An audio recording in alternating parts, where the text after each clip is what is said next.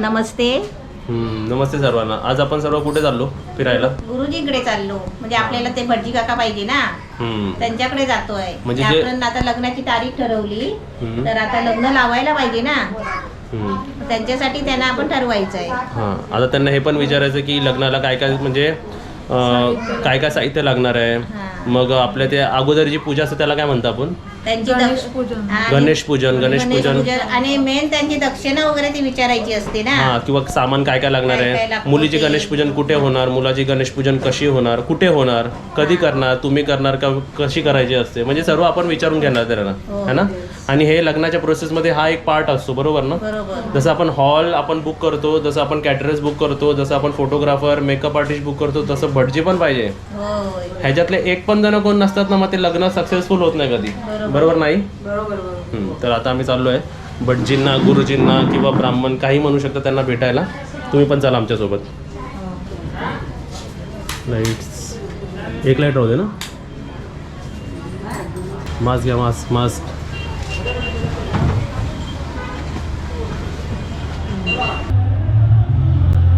आता इथे बघा आम्ही ट्रॅव्हलिंग करून आपल्या भटजी काकांकडे म्हणजे आपल्या ब्राह्मणांकडे आलो आहे. तिकडनं आम्ही लिस्ट पण घेतली आहे की आपल्या लग्नामध्ये आपल्याला काय काय लागणार आहे. तर ही सर्व लिस्ट आम्ही घेतली आहे आणि काय काय सामान हे काय काय लागतं ते सर्व लिहून घेतलं आहे. आता आपण त्यांनाच विचारूया की आपल्या पद्धतीत लग्न कसं करतात, बरोबर. हे लिस्ट बघा तुमच्याकडे. आता सर्वात आधी तर आपण काकांचं नाव विचारूया. काका तुमचं नाव काय? माझं नाव अशोक दत्तात्रय जोशी.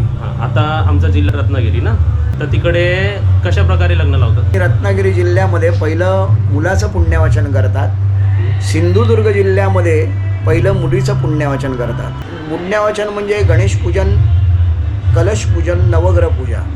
नवग्रह पूजा झाल्यानंतर त्यांना घरचा आहेर, मावळे आहेर, पाहुणे आहेर, त्याप्रमाणे आहेर झाल्यानंतर मग घाणा होणार. घाणा आणि हळद, 5 सुवासिनी हळद लावतात, आंब्याच्या पानाने चढवतात. अशी काही रत्नागिरी जिल्ह्यामध्ये निम सांडण्याचा प्रकार असतो. सेम जसं मुलाचं पुण्यवाचन केलं तसंच मुलीचं सेम पुण्यवाचन करतात. मग मुलगा निम सांडल्यानंतर काही लोक निम सांडतात. प्रत्येक ठिकाणी निम सांडत नाही.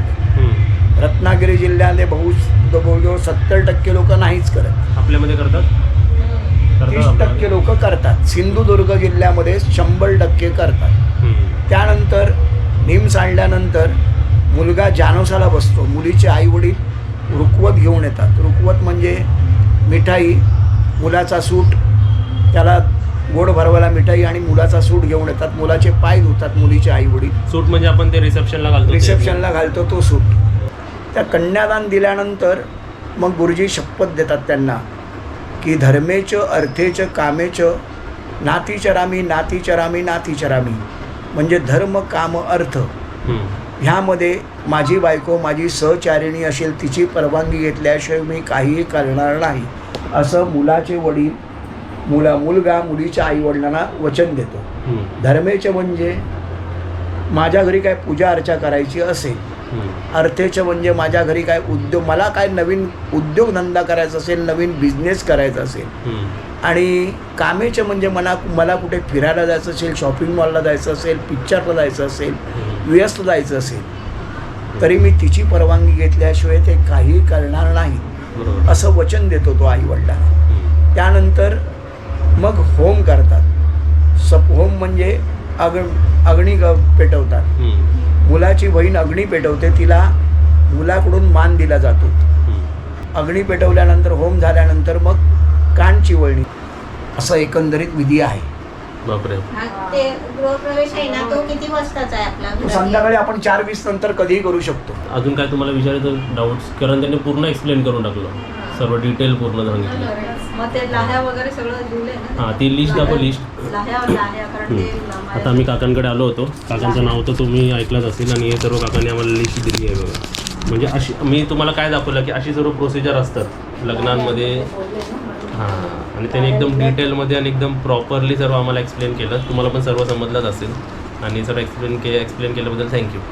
आता अजून एक सांगतो, काका आपल्या मराठी फिल्म इंडस्ट्रीमध्ये पण जातात. काका अजून म्हणजे रिसेंट आता गेल्यामध्ये कोणते शो केले होते तुम्ही, म्हणजे सिरियल्समध्ये कोणते? माझ्या सिरियल झाल्या पहिले लक्ष सिरियलमध्ये तुम्ही होता. भटजींचंच काम करता ना? लक्षमध्ये माझा पोलीस पाटलाचा रोल होता. अच्छा. त्याच्यानंतर सरस्वती, नांदा सौख्यवरे, अरे वेड्या म्हणा, ललित 205 बांदेकर साहेबांची सिरियल होती ललित 205, त्याच्यात पण त्याच्यामध्ये माझे भटजीचेच रोल होते. अरे वेड्या म्हणा, नांदा सौख्यवरेमध्ये भटजीचेच रोल.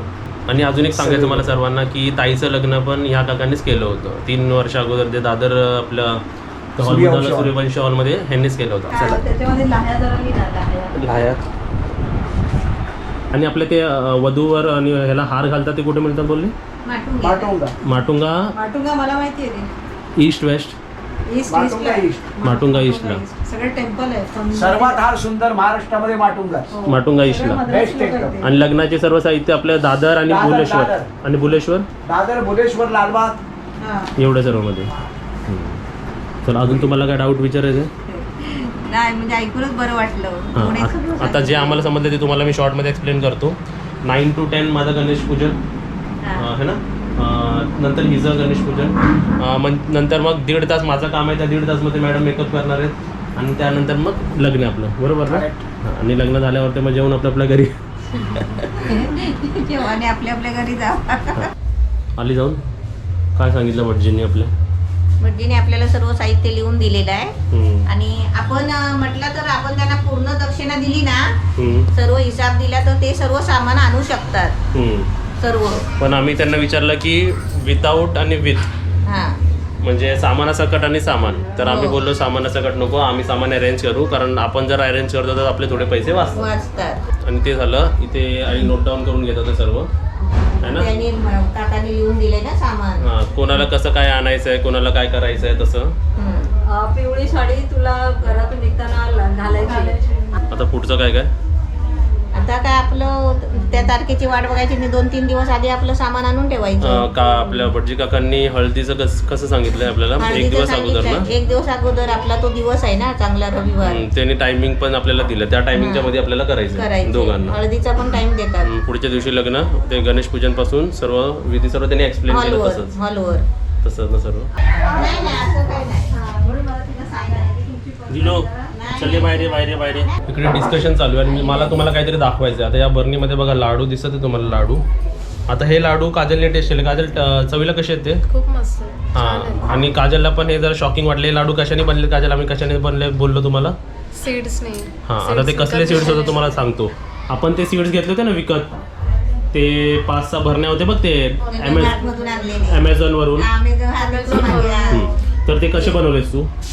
पण एक कंप्लेंट आहे, तू जर बनवतेच असं तर तुम्हाला का नाही सांगितलं रेसिपी शूट मी करायला? ट्राय केली ना. अच्छा, ट्राय बघ. असे ट्राय होतात ते घरी. बघा ती भरणी तिकडे ठेवली आहे. मी पहिली अशी ट्राय करते. पूर्ण 6च्या 6 भरण्या छान चांगले झाले तर त्याची रेसिपी बनवते. छान झालेत. मी विचारतो ते 6च्या 6 भरण्या होतले तू? हा आळशी पण त्याच्यात टाकली आहे. त्यानंतर काय टाकलं? थोडासा ओवा टाकला. आणि रवा? रवा 1 वाटी म्हणजे 1 कप रवा आणि टाकला. गोड कसं केलं? साखर टाकली. ते टाकून सर्व लाडू बनवले जातात. हा तर लाडू असे बनवलेत. वेलची पावडर टाकली. आता हे परत रेसिपी बनवायची बोलली ना हा. तर परत खर्च आहे सीड्स आणायचा. हा आणि त्याच्यामध्ये ओवा टाकला, वेलची पावडर टाकली आणि थोडीशी यायला मी मेथी टाकली. थोडी मेथी टाकली. रोज थोडं दाणे. थोडा कडवटपणा आहे त्याला. कसं कडवटपणा? रोज 4 दाणे मेथीचे खायचे असतात ना, तसं पाहिजे म्हणून मी त्याच्यामध्ये थोडीशी मेथी टाकली. 2 आता चमचा. परत तेवढे सीड्स मागून बनवायचं म्हणजे जरा खर्च आहे, म्हणून मी जरा ओरली तुम्हाला सांगून टाकले, कारण हे हेल्दी लाडू आहेत. हा. मी असं का म्हणालो माहितीये का, ते सीड्स आणले होते पण रेग्युलर मला पण खाता जमत नव्हते ते. आणि तू कधी खात पण नाही. सारखं ते उकडून खाणं म्हणजे, थोडा खाणार ना, ते खराब होतात. म्हणून आम्ही हे अशा प्रकारे मम्मीने लाडू बनवले. म्हणजे ह्याच्यात किती सर्व सीड्सचे लाडू म्हणू शकतो आपण ह्याला, 4 बरोबर ना. दिवसांनी 1 लाडू खाल्ला तरी बास होईल. पण रोज एक खाल्ला तरी बेस्ट आहे. एवढे झाले का? पण एकच खायचं, ह्याच्या जास्त नाही खायचे हे लाडू. एकाने भाजून किती पावडर, एवढी पावडर झाली. एकाने एकच लाडू खायचा हा. हे नाही तर जास्त खाऊ नका, नाही तर जास्तच ओमेगा वाढवायचा का पोटामध्ये. तर ही रेसिपी झालेली आहे आणि ते आमचं सर्व डिस्कशन झालेलं आहे. ओय दिलू, हे काय आहे? हे काय घेऊन बसली तू? ओय दिलू, तुमची दिलूला जास्त दाखवत नाही म्हणतात. हे बघा आमची दिलू बघा. केवढा दम लागलाय दिलूला, केवढा दम लागलाय. हो बाई, अंगावर घेऊन झोपली आहे. एवढी थंडी वाजते. नाही काढत नाही, घे. काढू आज कोजागिरी पौर्णिमा आहे तर आम्ही घरीच असं काय पिणार आहे दूध दूध पिणार आहे. आता कॅमेरा आमच्या काजलने पकडलेला आहे. काजलसाठी दूध आणला दूध आमची दिलू पिते दूध आमची दिलू पिते दूध दिलूसाठी काय? दिलूसाठी काय नाही, दिलू काय खातच नाही. दिलू दूध आमची कॅट आमची दिलू दूध पियत नाही. मिल्क नाही पियत ती मम्मी. कोणतरी दुसरंच पितं. मला तर लागतं बाबा रात्रीचं. नको जाऊ.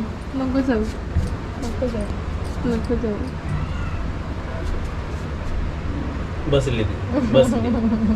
चला आता कोजागिरी पौर्णिमेचा आम्ही भटजींकडे पण जाऊन आलो गुरुजींकडे आणि आता आम्ही दूध बनवतो दूध. आज मसाला दूध बनवतो. कसा बनवायचा आता मसाला दूध? हा, ड्रायफ्रूट टाकायचं त्याच्यामध्ये बारीक करून. मसाला कुठे आहे? मसाला दूध मध्ये मसाला बनवायचा आपण. कोणता मसाला? हा. केसर बाहेरगावचे लोक काय टाकायचं? केसर बाहेरगावचे लोक टाकतात. आम्ही चांदेवाचं केसर आम्ही रंग टाकूया रंग ते. Food colouring. चला दूध बनवा दूध. चला चला उठा. उठा. मम्मी आता उठते बघा कशी. आई बघा कशी वाटतं. उठले बरोबर. आता पाय बी दुखत नाही. तर आता जेवणाच्या ताटात काय काय बनवलं आहे? मग काय चवळीची भाजी, मटकीची भाजी आणि सोळवणी आणि चपाती आणि भात. एवढं सर्व आहे ना. तर आता मी जेवण घेतो. 800 बोलले. का भाई कशी बसवलात? ओय माऊ माऊ कशी बसली तू? काजल मम्मीला बोलव. तुझ्या मम्मीला बोलव. मम्मी ओ बघा दोघं तर कशी लवकर आहे. ओ आई इकडे लवकर या. ती त्या दिवसासारखी बसली इथे बसलेली ना. कोण आहे? छान दिसते ती. कोण आहे? माऊ कशी बसली आहे तू? गणपती बाप्पा मोरया. पुढच्या वर्षी लवकर या. कशी बसली एकदम स्टेबल. Very good. पोटलो बाबा. हे बघा आमची क्यूट डॉल बघा. मस्त वाटते ना मी डॉल सारखी.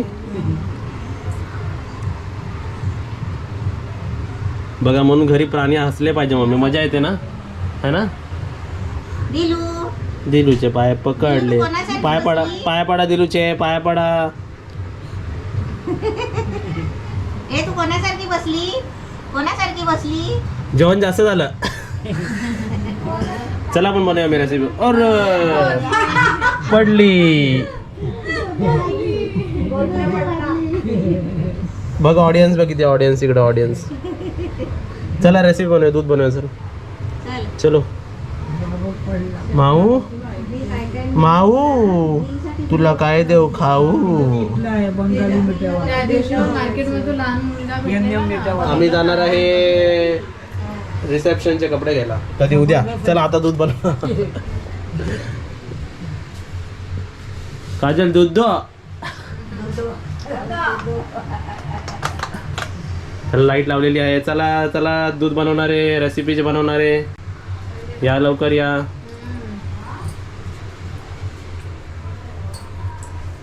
आज इंट्रोडक्शन कसं देणार मम्मी?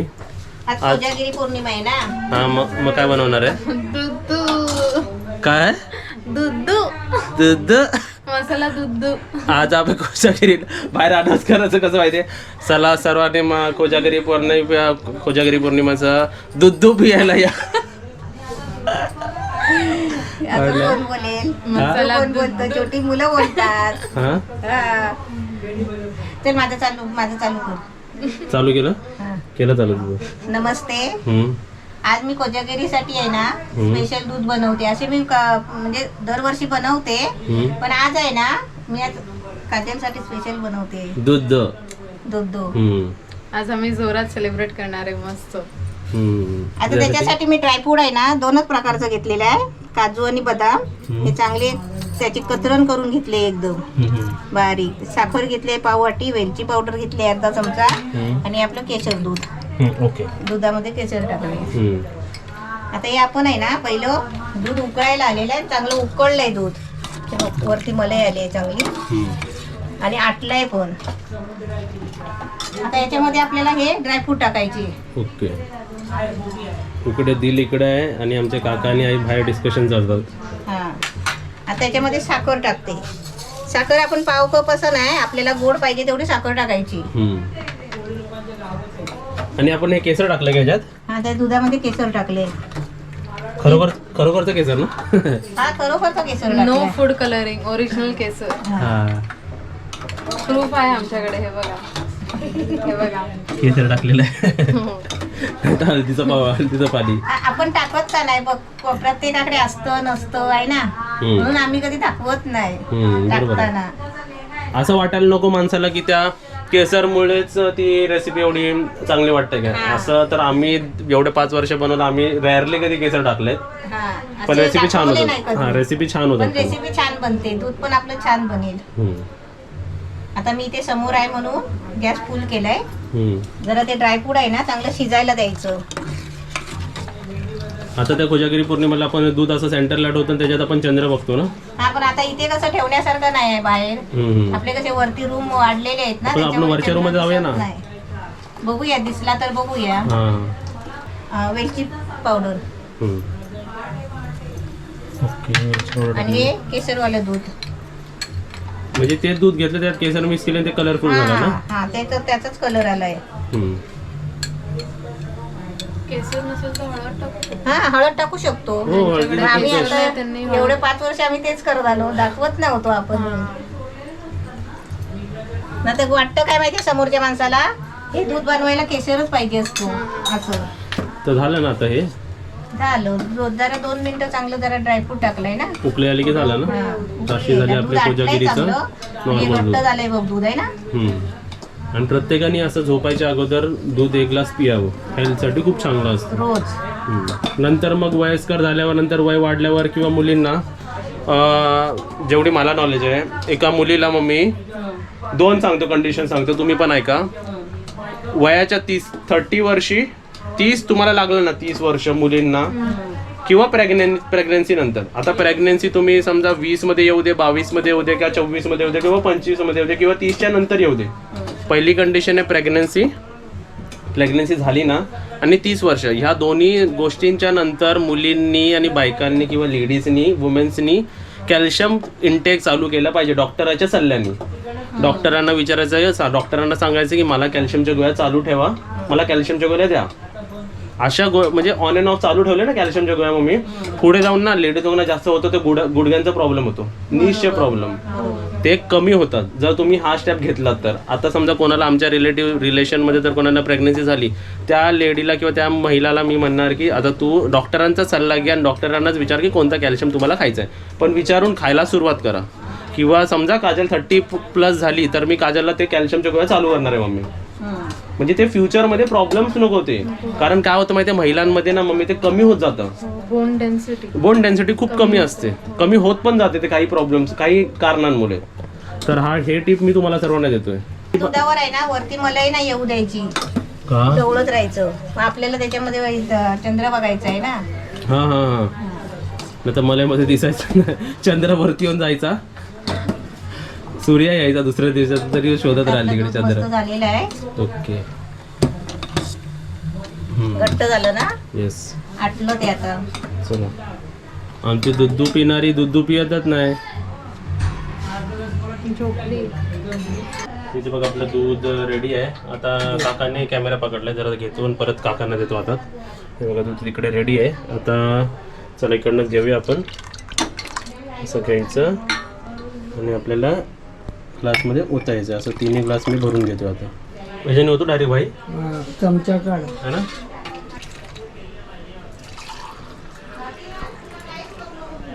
मस्त एकदम दूध, गरमागरम दूध. इथे बघा मी दूध ओतलं आणि सर्वांना बाहेर आणलेलं आहे. गरम ग्लास गरम आहे मम्मी, पण हा गरमच असतो. गरम गरम प्यायचं दूध. नाही दूध असं गरम म्हणजे गरम वाटतात दूध, पण पिता ना हळूहळू प्यायचं, गप्पा गोष्टी मारत पितात बाहेर कोजागिरीच्या दिवशी. भाई टेस्ट करून सांगा कसं झालंय. टेस्ट करा. मी ते इकडे पियालो, एकदम छान झालंय. मी पण पियाली. कसं वाटतंय? आणि मी थोडाच घेतलाय. मस्त आहे. कोजागिरी पौर्णिमेच्या सर्वांना हार्दिक शुभेच्छा. झाल्यानंतर शुभेच्छा. काय आला काजल दूध दो गरम आहे. गरम आहे. चला असं तुम्ही एन्जॉय करा, दूध पियत राहा रोज रात्रीचा 1 ग्लास. कॅल्शियम वाढवा, प्रोटीन वाढवा. चांगलं वाटतं बाई. घासाला ड्रायफ्रूट येते ना तोंडामध्ये, लय छान वाटतो. चावायला मस्त. चावायला मस्त वाटतं. ड्रायफ्रुट्स ना. चला या आमच्यासोबत दूध पियायला.